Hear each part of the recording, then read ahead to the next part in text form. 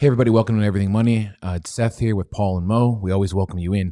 Today's topic is financial advisors. Paul, I grew up, my folks did not have a ton of money. As you know, my dad drove a dump truck. He worked very hard, and I felt bad for him. Even as a small kid, it just looked like he was really hard on him. And so, they spoiled me to death, and I don't think they had anyone managing their money. But I've been told as I grow up, you have to have a financial advisor. You can't possibly manage your own money. It's too difficult, too confusing, the ups and downs, the puts, the calls, the shorts, the bid-and-ask nation, the engulfing candlesticks. It's too confusing. And then all of a sudden I start looking at so my mother is entering a retirement. She is retired. Yep. She's 73, been saving for a long time. Not an enormous amount of money, under $1 million, but she has a healthy... But she has Social Security and all that stuff. Yep, and your dad's Social Security probably comes in. That's right. So, but she's had a financial advisor who she's known and trusted for a long, long time. And I was alarmed recently at some of the holdings that this guy had her in. And frankly, I'm not even making it a secret. I'm just fairly alarmed in some of the plays he has. But the point of all this is, after you've learned from us about understanding value and things like that. Because prior, you would have loved that stuff. Oh, I would have loved the stuff that she's in. Yeah. So if you've been following the channel for a long time, my initial investing advice came from people who didn't know what they were talking about. And they always said, and my mother still says, just invest in things you really like. The Johnson & Johnsons of the world, the AT&T. Those are great companies. But I'm going off on a tangent, Paul. Tell me why I can manage my own money, what financial advisors are doing to me behind the scenes, and why I may not need them in my life. Well, so first off, let me respond to what you just said. Okay. How much money has Alex Rodriguez, A-Rod, made in his baseball career, not including endorsements?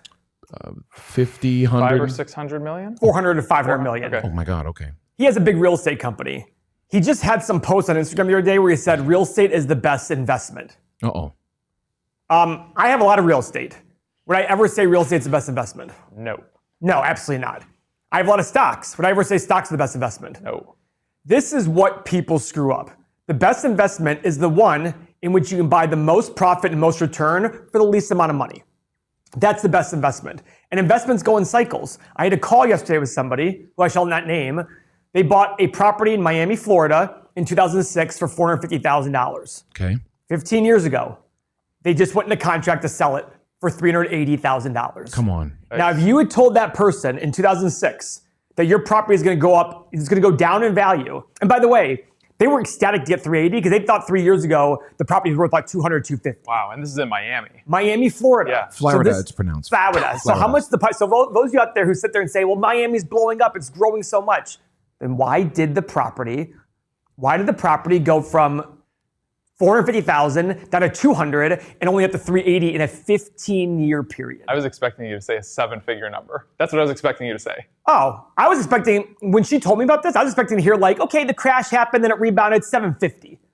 But it's still underwater. Crazy. And remember, in 06, you couldn't find a soul out there who said real estate was overpriced, right? Yep. So A-Rod sits there and says this, and everybody goes, well, man, that guy's got $500 million. He must know what he's talking about. He must know what he's talking about. Mm-hmm. And what do I always say? It doesn't matter how much money you have. You still could be a moron. The best investor I know has a lot less money than me, but he's a really good investor. Mm-hmm. So when we talk about financial advisors, I always sit there and say, okay, now do I know some financial advisors that I trust very much? Absolutely. Michael Mosko is a good friend of mine. I trust him very much. But most financial advisors, you'd be surprised to hear, are just basically hired because they can sell. Yep. They can cold call, they can solicit business, etc. They're not really financial advisors and planners. And more importantly, they use the market to their benefit as to show you how you have to trust them. First off, when the market's blowing up and going high, find me a financial advisor who doesn't take credit for it. Sure. Even in our Patreon group, when people are like, Paul, thanks so much for this stock and this stock, what do I always say? You don't take credit for it. I go, guys, judge me on years and years and years of returns, not on 3-4 months. Mm-hmm. That's one. Two, when stocks crash, what do financial advisors say? Not our fault. Not our fault, right? Hey, look, the market was down 40%. Yeah. What do you want me to do about that? I can't do anything about that. And they'll say, well, we lost less than the market, so we're doing our job for you. We're mitigating risk. The Fed screwed me. If they even do that. Yeah, the Fed screwed me. The suit screwed me. Hey, nobody could have seen that. Nobody could have seen that. So the market defines their narrative. But the one thing on our Patreon, on our software that we have through our Patreon, we have a retirement calculator. And here's what I want to show you as to why it doesn't work. First off, Seth, over the last 150 years, what's the S&P returns with dividends? Around 10%. It's like 9.8 or 9.9. We'll call it 10. So let's say you're a person out there and you're 25 years old. You're going to retire at 65. You have zero savings currently, and you're going to save 10% per year. Sorry, $10,000 per year. Let's assume that your annual return is 7% a year. Okay? That's low, huh? That's low. Now, look at this. How much you end up with? $3.2 million. So if I didn't tell you 7%, and I told you, hey, $10,000 a year for 40 years, you're going to end up with $3.2 million. You'd be like, oh my God, that's incredible. That's amazing. Right. That's amazing, right? Look at the difference between 7% and 9.8%. 6.3 million. Doubled. Now, folks, this is why this matters. If you're a financial planner, you know for sure you are not giving your annualized return to your investors. As an investor, you're not asking them, give me your annualized return. Some years are better than the market, some years are below. Over long periods of time, you're going to look at it and go, well, I got 3.2 million, even though you massively lost the market. That's how financial planners get away with this. And people are going to say, oh, not all financial planners like that. If you're at the table and you don't know who the sucker is, who's the sucker? Mm-hmm. You're the sucker. You are. Financial planners have careers. They have families to feed. They're going to do the same thing. Now, I respect financial planners like Michael Moskal. Why? He goes to somebody and say, what are your goals? Okay, what is your risk tolerance? We figure it out. Guys, you shouldn't go for 10% a year. We're going to go for 6% a year. Your financial planner's job is to help you get to your retirement goals and to be realistic about it. I saw years ago a lottery winner won a bunch of money, and he goes, well, my financial planner and I were sitting down, and we think we can get 20% returns a year. Oh, my God. He literally said that in the media, and I was just like, oh, my Lord. One, do I think people can get 20% returns a year? Yes. Do I think a financial planner can? Absolutely not. This is proven. You've brought up articles on the show in the past. 82% of mutual funds don't even beat the S&P every year. So imagine a mutual fund beating for 5 or 10 years. It ain't going to happen. Okay? In fact, the best mutual funds that do the best, you have to stick with them, and usually they were in the worst 10% of mutual funds in any given point over a 10-year period. Why? Because in order to do very well, you must do the opposite of what everybody's doing, which is usually out of favor at some point. But these financial planners can sit there, and they don't need you to worry about 6.3 million. All they're going to look at is go, hey, you put 10,000 a year for 40 years, you put 400 grand in, and I gave you 3.2. You're welcome. And you're going to say, my God, the guy did awesome. The lady did awesome. No, they got you 7% a year. Now, if that was your goal, if your goal was 7% a year, hire them. Awesome. But that's not what they're going to tell you. They're going to sit there and speak the world about how they beat them, but they don't. Do the other thing. If ever a financial planner comes to you, there's a guy we played that goes to the cigar shop. He's out there bragging. He wanted a meeting with me. Paul, I'm up 70% in the last year. Hey, everyone's up 70% in the last year. Like, don't brag to me about what you did during a bull market. Show me how you did during a bull and bear combined. And I know people who run family offices who don't understand what a family office is ultra high net worth individuals, usually hundreds of millions of dollars or billions. And they literally ask for returns during good times. Everybody is good during good time. We have little Bobby, who's a 17-year-old in high school making money off Bitcoin and Amazon and Tesla during a good time. Find me the person who does well during good and bad times. Ask your financial planner, how did you do from 08 until now? And let's compare it to the market. Right? That's the way you should be doing it.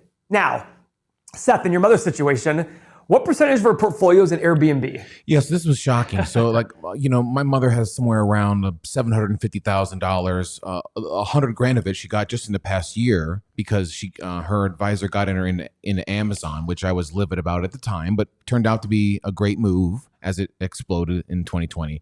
But are they out of it now? No. Okay. So, unfortunately, out of 750 grand, he's playing around with around $100,000 in some of these stocks, 20 grand of which he bought at the height of Airbnb. Oh, I thought you told me before she was like 30% in Airbnb. No. Okay. Listen, I don't think it's wrong to go for some exciting plays for hype. Mm-hmm. I don't think that's wrong. And I'm not meeting with the financial planners. I don't know exactly what he's saying. He might sit there and say, hey, listen, I agree with you, but your mother said all my friends are making this. Who knows? You're right. Right? Who knows?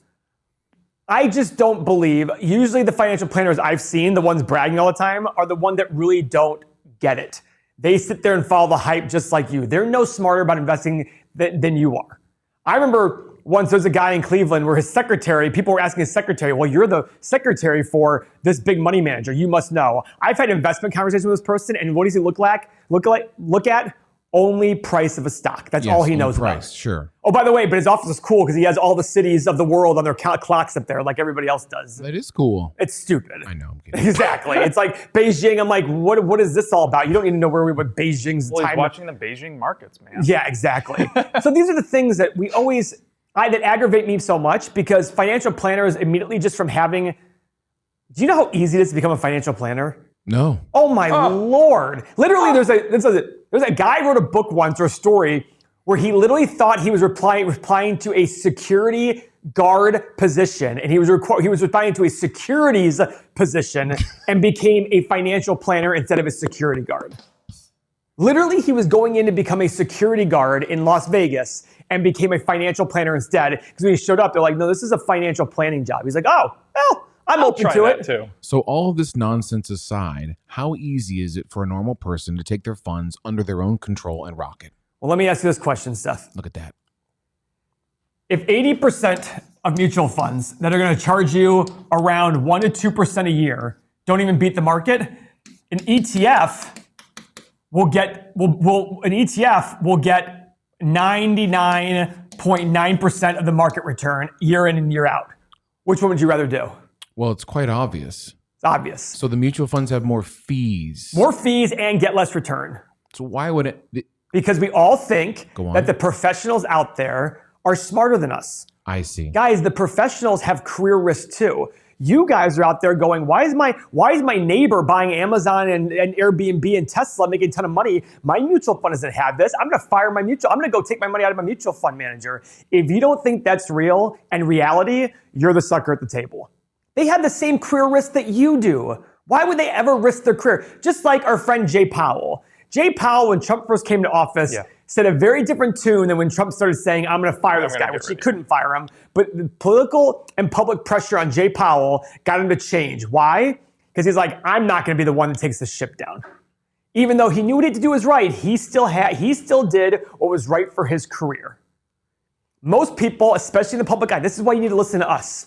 I don't need any of this. I say exactly what's on my mind and how I mean it. Why? I got 9 businesses, 10 businesses, whatever the number is upstairs, all making money. And I don't mean that arrogantly. I mean that very confidently to say, you are hearing exactly what I believe. Right? I've had people before go, how much to manage my money? Ain't gonna happen. Why? Because you're gonna complain to me every month when you see your neighbor making more than you're making. Because guess what? My 5 years have been ugly, and I guarantee you would have fired me 3 years ago. That's 100% guaranteed. So why are you correct and so confident if your last 5 years have been so ugly? Because I look at why the last 5 years have been ugly, and it's because of irrational exuberance.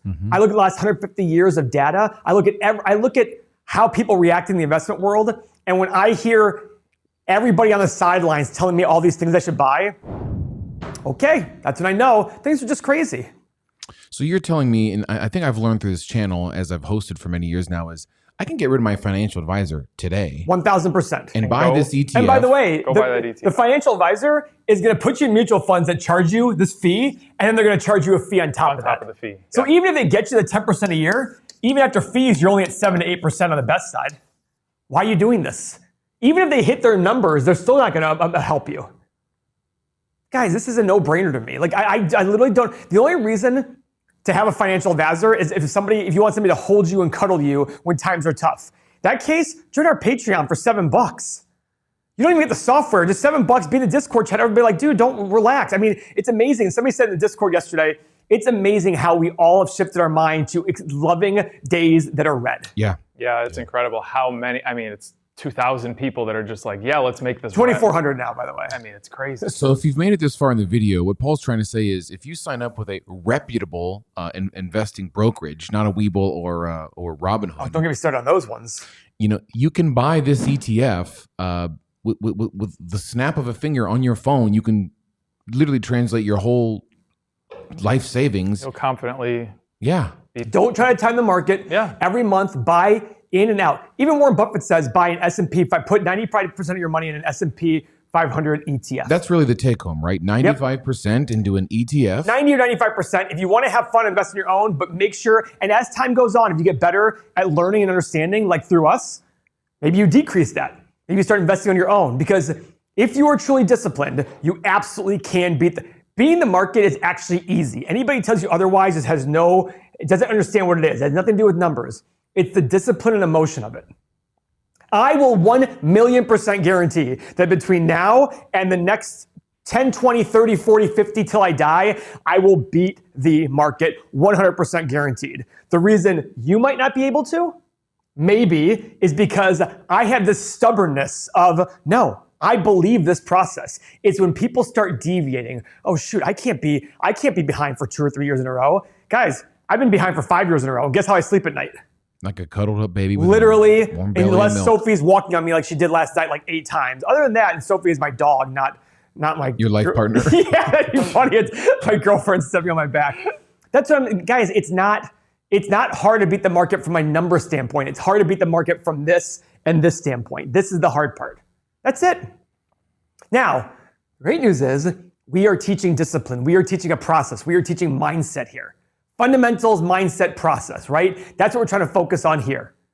For the reason of, that's what it takes to do well. You have to be okay being wrong. When I say being wrong in quotes, it means you have to be okay with the market, Mr. Market telling you you're wrong, but fundamentally you are correct. Every great investor of all time believes this, and everybody espouses and says, look what they're saying. They're actually perfect, and then their actions speak different. Everybody talks about Warren Buffett. I've talked to so many people who quote Warren Buffett as a way of showing this is how I think, and they do exactly the opposite. Look at what people do, not what they say. So to sum it all up, what is the main problem with financial advisors? I just think it's an unnecessary, expensive, emotional partner. I don't know what it is. I mean, I really don't even understand what to say besides it's expensive and unneeded. Everybody thinks just because they have a title. If you actually, I mean, literally whenever somebody tells me they have a CFA, I'm like... You burst out, yeah. Yeah, I'm just like, congratulations. Like, great. Oh, you passed the test. I don't have mine. You're smarter than me then? Is that what it means? Yeah. Like, okay, if you're a doctor, an MD, great. I'll respect because you have an MD. And if you told me like, oh no, I've had nurses tell me, oh, being a nurse is harder than being a doctor. I'm like, okay, pump the brakes here, whatever. My whole point is the MD is something that matters. You know what I mean? A PhD. You have a PhD in chemistry, right? Yeah, but it just means I know a lot about chemistry, not so much finance or... But that's the point. Go on. Having a finance Series 7 or Series, it doesn't mean you know more about finance and investing. Of course. At all. I don't have any of it. I don't have any of these certifications. And I will never, I shouldn't say never, but I have no desire to. So stick with this. I mean, listen, the great news is you've found this channel. Lucky you, literally lucky you, because there's a lot of people out there who are just a guy who's on the internet bragging about how he was investing club champion. I actually hate when people do investing competitions in their high schools and grade schools. I can't stand it. People are like, no, it gets kids involved. No, it doesn't. It teaches them the wrong process. If you want to change it up a little bit and say, hey, they're teaching them that buying what you like and it going up a lot is what's going to make money in the long run. It does not. That's right. It teaches you how to win, how to beat your competitors in a 3-month period. It teaches you how to chase returns. Yeah. People who chase returns chase them to the bottom. That's just it. That's financial planners. They got to chase returns. They have to. There's their career. There's your summation. That's their career. They have to chase returns. Your summaries and stuff. Remember, you're not going to be, as a financial planner, if the market does 10% a year, you can get away with, your goal is to hopefully do 9.5 to 10.5%. You're never going to try to do 15. You know why? Because in order to do 15, you got to be okay with 5% for a while when the market does 10. You get fired here. You never get fired here. You'll never get fired here. You'll probably never get fired here. You know why? Because over long periods of time, people know the difference between this and this, as I showed you before. Nobody knows the difference between these two over long periods of time. Sounds like a lot of money. It's a very big number. It actually is a huge number. That's our take. If this resonates with you, stick with us. You can click the link below to join our Patreon. 2,400 people all across the world have done this. Very like-minded people that want a balanced, disciplined approach. You can do this. You can sign up with Charles Schwab, Fidelity, and manage your own money. It's not that hard. And if you're going to go out for your whole life and work for it, take an hour a week, an hour, even a month. An hour a month. I was talking about it the other day. An hour a month to manage it. Literally, you can sit there and go 30 minutes every weekend if you really, really, really care on your research. And what, 2 hours a month at most to By the do way, this? I could get you to beat the market on 15 minutes a year. I was going to say 20 minutes. Go and 15 minutes. find an The ETF. question is, you keep have the adding to it. discipline and the stomach Can you stick to to it? wait it out. Yeah. Not to pick on Seth here. Sure. He does a thing called the magic formula. One of the stocks fell because of fraud. He called me and goes, yeah, I sold the stock, right? I go, no, don't sell the stock. He's like, but it's fraud. I'm like, that's not the process. In the last 40 years, I'm sure there was fraud in a lot of those companies and you never sold. So following a process and following it all the way through is the right way to make money, because even if that stock that he sold ended up going to zero, he would have lost out on other ones that end up rebounding just fine. That's our take. Tickle the thumbs up on the way out. We appreciate you guys watching. I hope you learned something. And yeah, argue with us in the comments below. Thanks, guys. See you.